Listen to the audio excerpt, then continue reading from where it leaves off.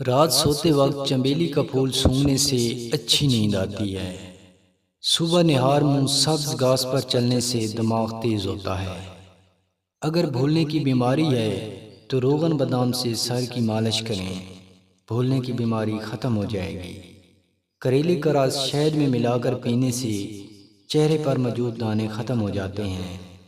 معدے میں گرمی ہے تو تربوز کے رس میں 1 چمچ شہد ملا کر پئیں، معدے کی گرمی ختم ہو جائے گی۔ شہتوت کھانے سے قوت باہ بڑھتی ہے۔ رات سوتے وقت تھوڑا سا شہد چاٹ لینے سے کبھی کھانسی نہیں لگتی۔ خربوزے کا چھلکا چہرے پر ملنے سے چہرہ نرم ہوتا ہے۔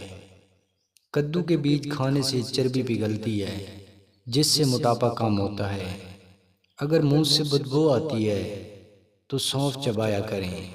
سفید چنوں کا ظالمانہ سفور، جسے شہد کے ساتھ اگر 100 سالہ بوڑھا بھی کھا لے تو نفس میں اتنی طاقت آ جائے کہ ساری رات عورت کی ٹانگیں ہوا میں جھومتی رہیں گی مگر فارغ نہیں ہو پائے گا۔